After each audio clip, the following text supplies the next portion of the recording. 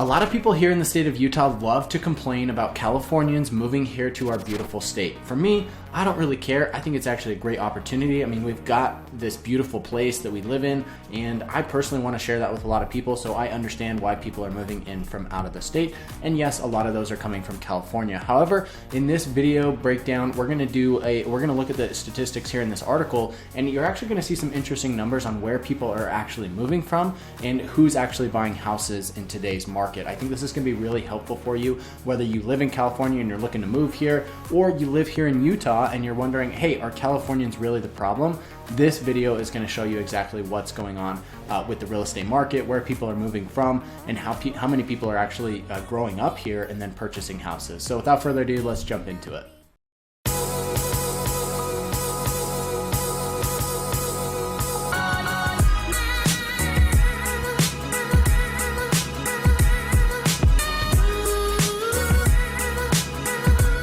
Okay, so this is a recent article that was just put out on KSL.com, which is a popular news outlet here. If you've watched my channel before, you've seen me review these articles that come on where we just talk about news. We talk about what other people are reporting on, which, by the way, hey, if anybody from KSL is watching or anybody has a connection to these guys, I'd love an introduction. I love talking about these articles. I love talking about real estate, people moving in, and what's happening in the market. I'd love to get an inside shot and get interviewed for the newspaper. That'd be pretty cool.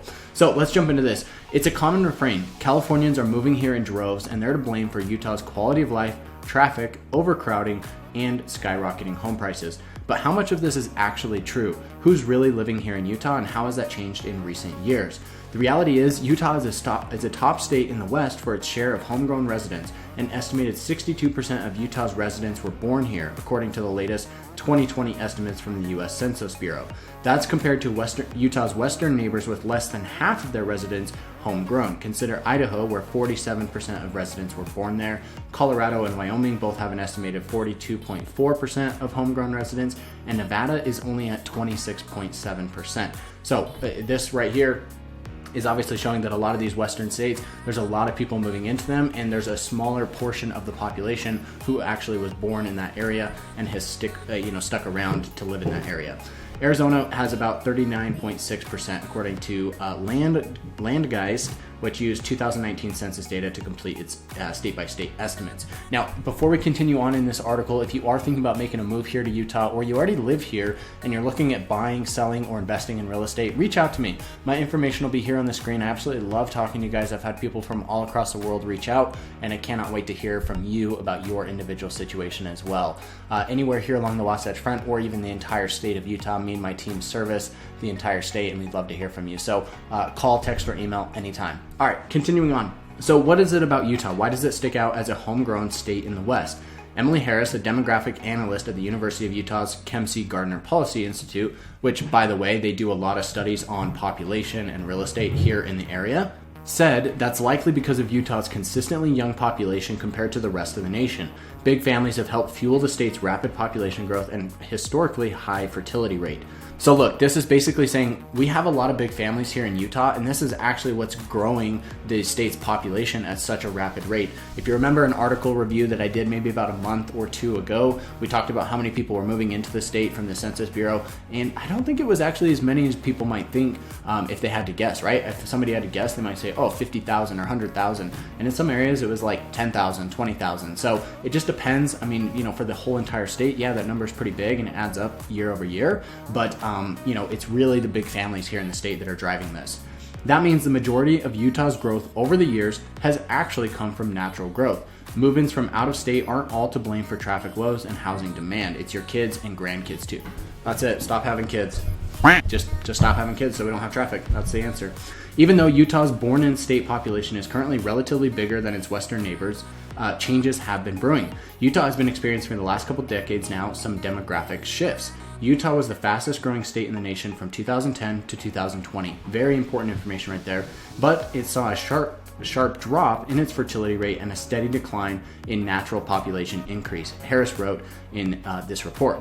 Yes, Utah has historically been a strong homegrown state, but net migration as a larger share of population growth in Utah has really been a more recent development, probably in the last 5 years. In recent years, robust migration to Utah has become a much more significant driver of its growth.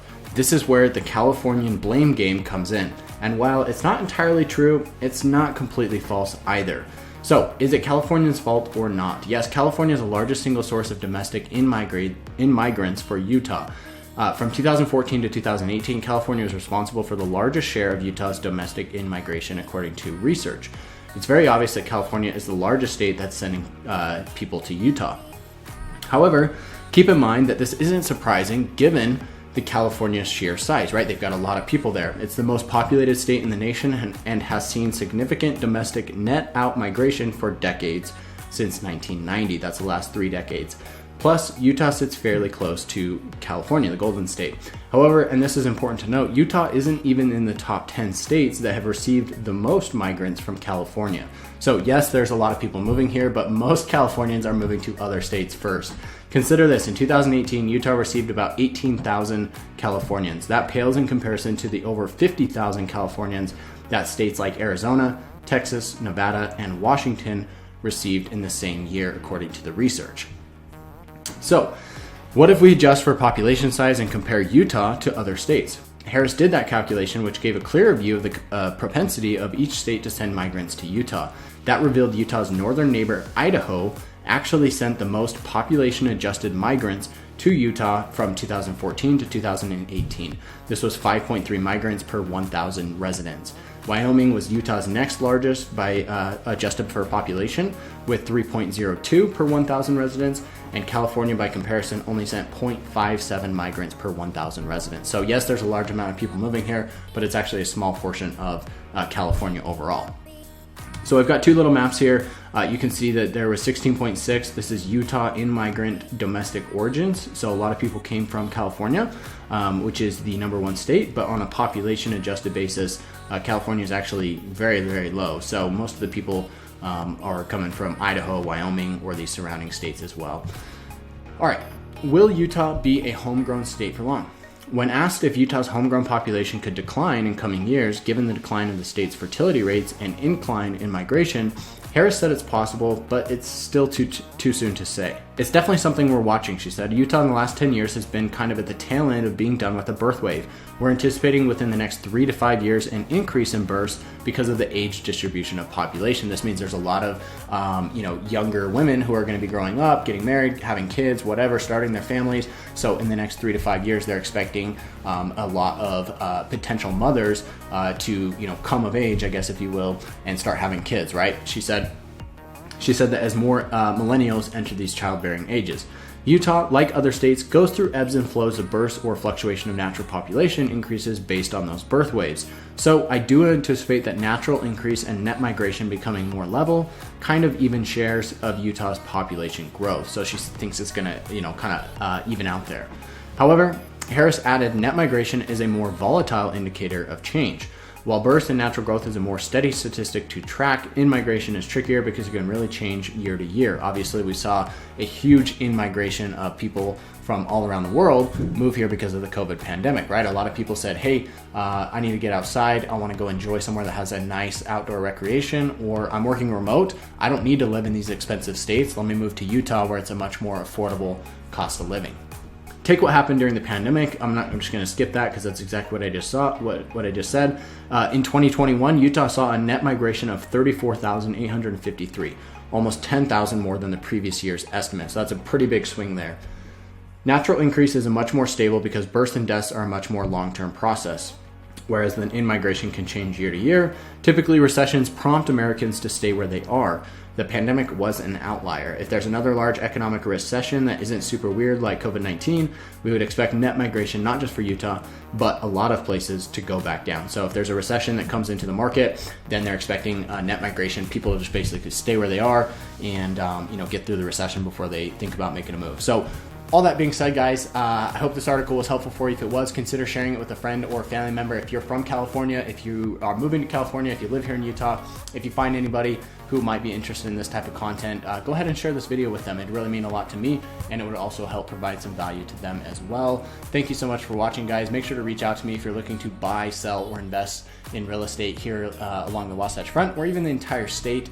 Me and my team do service the entire state. We'd love to hear from you. Call, text, or email anytime. And with that said, we'll catch you guys in the next one.